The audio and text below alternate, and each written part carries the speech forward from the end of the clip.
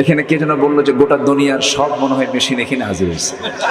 কে যেন কইলো, আমি তখন তেলাওয়াত করি, তখন আল্লাহর কালাম তেলাওয়াত হচ্ছিল। কোন চাচা যেন বলছে, তাই হোক, ওনার খুব রাগ ক্যামেরার উপরে, খুবই রাগ।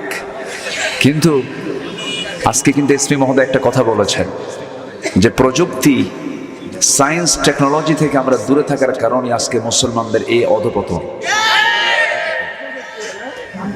এই জন্য প্রযুক্তির এই মিস ইউজ না হয়ে এটার যদি গুড ইউজ হয়, ভালো ব্যবহার হয়, মানুষ অশ্লীল কোনো দৃশ্য না দেখে যদি ওয়াজ দেখে, এটা কি কুফল না সুফল?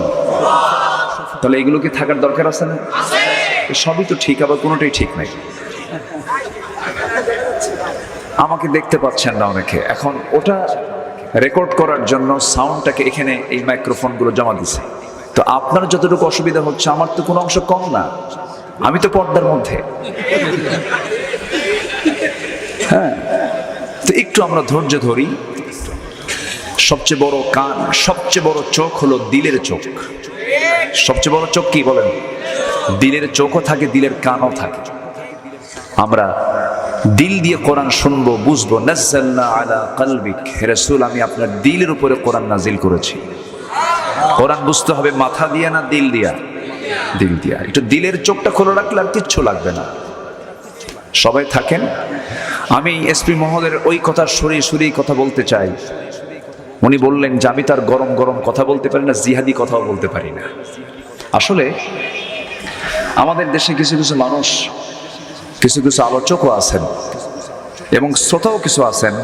অনেকে আসেন মাহফিলে মোশান নিয়ে, যে আজকে স্লোগান কয়টা মারব, আছে কিন্তু, আছে কিনা বলেন? আছে। শুধু মাঠ গরম করলাম, কিন্তু ব্যক্তিগত জীবনে ইসলাম নাই, দিন নাই, ভাইয়ের সম্পত্তি মেরে খাই, বোনকে সম্পত্তি থেকে মাহরুম রাখি, এতিম ভাতিজার জায়গাগুলো দখল করে রাখছি। তাহলে কি আমার এই স্লোগান দিয়ে কোনো কাম হবে? আসতে বলবেন না, কাম হবে? হবে না। আগে নিজের জীবনটাকে আগে সাজাতে হবে ইসলাম দিয়ে। কি দিয়ে সাজাতে হবে বলেন তো? ইসলাম দিয়ে। এরপর আপনি সমাজের দিকে তাকাতে পারবেন। কু আনফুসাকুম ওয়া আহলিকুম নারা। উনি যতগুলো কথা বলতেছিলেন, খেলে আমার মনে হচ্ছিল যে একটা করে আয়াত বললি তো ওয়াজ হয়ে যেত। প্রত্যেকটা আয়াতের তিনি অর্থ বলছিলেন। খুব সুন্দর কথা, আমারও মেমোরাইজ হয়ে থাকলো তার কথাগুলো। খুব সুন্দর উপস্থাপনা তার। আসলে মানিকগঞ্জের তিনি মানিকই বলা চলে। বলি আলহামদুলিল্লাহ। আসুন আমরা মূল আলোচনার দিকে আস্তে আস্তে যাব। সেখান থেকে আমি কথা বলতে চাই যেখান থেকে আমি তেলাওয়াত দিয়ে শুরু করেছি। সামনের একটি মাস আমরা পাচ্ছি, জিলকদ, এরপরে কি জিলহজ। আমার ভাইজান হজের উপরে কিছু কথা বলেছেন। আমি আজকে যে সূরা থেকে তেলাওয়াত দিয়ে শুরু করেছি, সেই সূরার শেষ আয়াত, সেই সূরাটার নাম হলো সূরাতুল হজ। সূরাতুল হজ থেকে আমি শেষ নম্বর আয়াত, সর্বশেষ যে আয়াতটা আমি তেলাওয়াত করেছি, আয়াতকে সামনে রেখে আমি কিছু কথা বলতে চাচ্ছি। আমাকে সময় দেওয়া যাবে তো ইনশাআল্লাহ? কারো কোনো কষ্ট নাই তো? জোরে বলি ইনশাআল্লাহ।